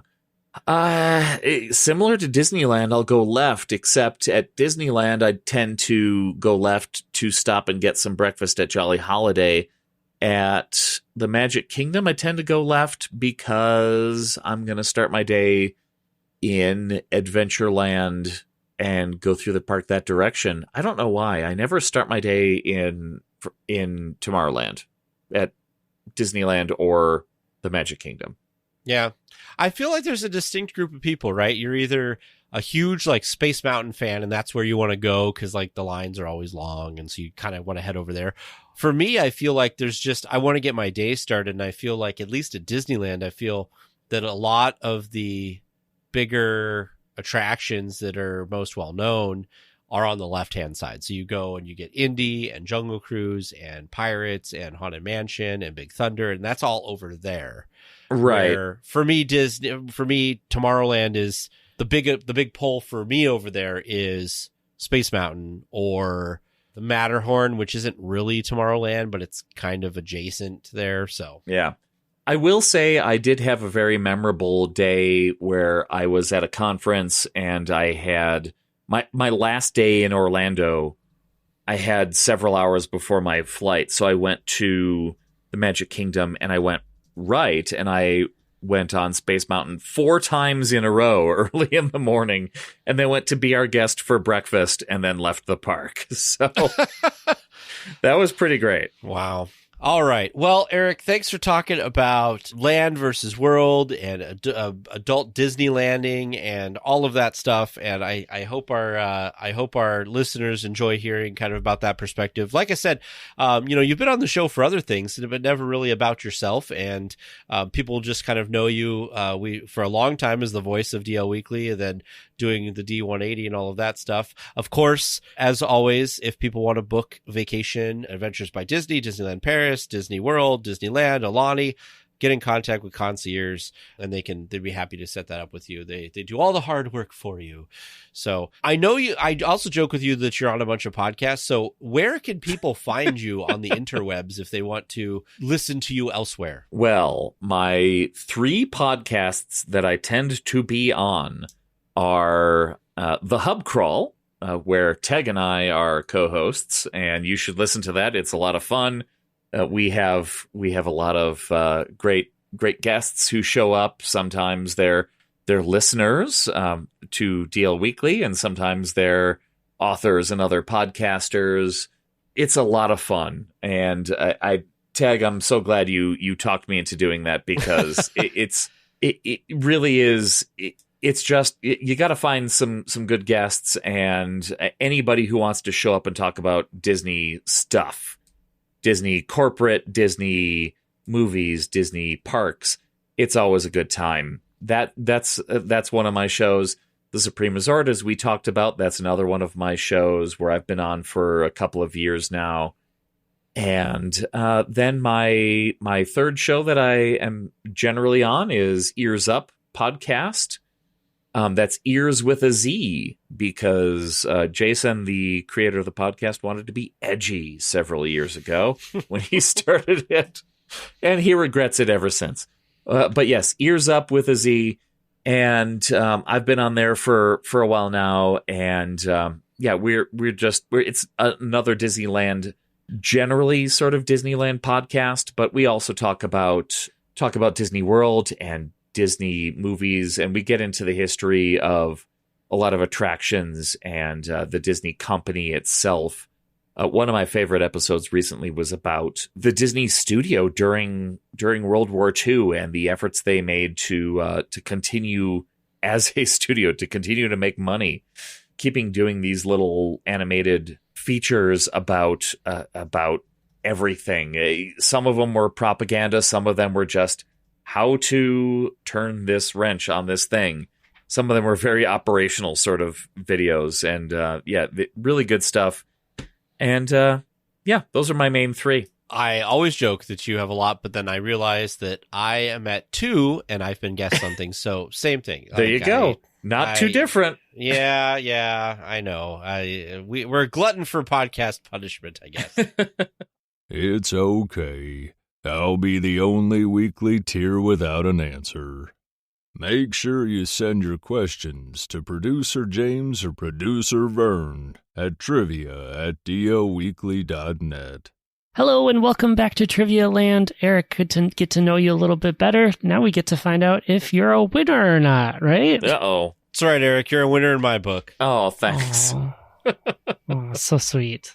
Well, let's dig in. Our first question this week was, compared to traveling by car from MCO, the Orlando airport, to the Disney Grand Floridian, how many airports in the Anaheim, LA area are quicker drives from the airport to the Grand Californian? There's, like 5 airports you could fly into in the Anaheim, LA area. So you got Long Beach and Santa Ana, which are both quicker drives. The average I found between Google Maps and Apple Maps from MCO, the Orlando airport, was about 26 to 32 minutes. Long Beach was around 25 to 28. Santa Ana much quicker. And then Burbank, LAX, and Ontario were all a little bit longer in the reverse order. So you said 2. You got it right. Woo! long-winded example and answer for that one. Unfortunately, Eric, I don't have a fancy graphic in our Discord chat of us high-fiving each other, so I'm just going to have to put the graphic of me and Teresa high-fiving. There you go. And we'll just pretend that you're Teresa. Question number 2, is it true or false? Disney World is at least 5 times the size of Disneyland by total acreage. Thinking of the resort as a whole, it is true. Every number I found, which there's been discrepancies apparently of how much land there is for the Disney World Resort, was 25, 27, or 30,000 acres. You think you'd get that one down a little closer. Disneyland, oh, sorry, that's Disney World. Disneyland was consistently about 5,000 acres. So no matter what, 5 times, you're good. Well, you nice got to remember, too, that, Disney owned one size of land, and over time they've actually sold parcels and stuff off. So that is probably some of the discrepancies, is that originally they bought a ton of land, and then for various reasons they've sold little small chunks of it off over time. And there were some parcels that they couldn't buy. That's true. Mm-hmm. Yeah, in my reading about it, it said about half of the acreage that they own down in Florida they haven't used yet, which is crazy, but that's probably because it'd be difficult to get into or whatever. The last question, the doozy of the question, what rides can you get on at the Disneyland Resort, but nowhere in Disney World? To be clear, I'm looking for the same attraction, not just same IP or ride system. I want things that you actually ride, not just shows or tours. As we counted, there were like 28 or 29 of them. I'm just going to give you full credit. If I want to get technical, technically the carousels are different IPs between the two of them. One is King Arthur, whereas Disney World is... Prince Charming. Hey, good work, Eric. I knew you could come up with that one. Very close, but not quite the same. And the only other one I wasn't sure on my checklist if you actually said, because you were moving through them really quick, was the Mark Twain Riverboat. But since you said Columbia, I was pretty sure you mentioned Mark Twain. Did not mention Mark Twain because I figured they're both paddle boats. They're just named different. One's the Liberty Mark Bell, Twain and Liberty Bell are pretty close. Yeah, that's true. So I did go close on a lot of the other ones. So, but anyway, I'm impressed with how well you two did moving around the park and figuring out what you had and what you didn't. So 3 for 3 week for the two of you. Might even be the first perfect week of the year. Yeah, you took it easy on us. Come on. That. Eric, just got to make sure that when you come back, I'll make it a little harder for you. All right. And if you listeners want to help me do that, you can send me some trivia. It's trivia@dlweekly.net. Well, we will be back next week with more Disneyland news and information. Until then, go out and enjoy the parks. Please remain seated until the podcast comes to a complete stop and the doors have opened. Then collect your belongings, watch your head, and step carefully from the episode. On behalf of all of our crew, thanks for traveling with us, and we hope you have a happy and memorable visit here at DL Weekly.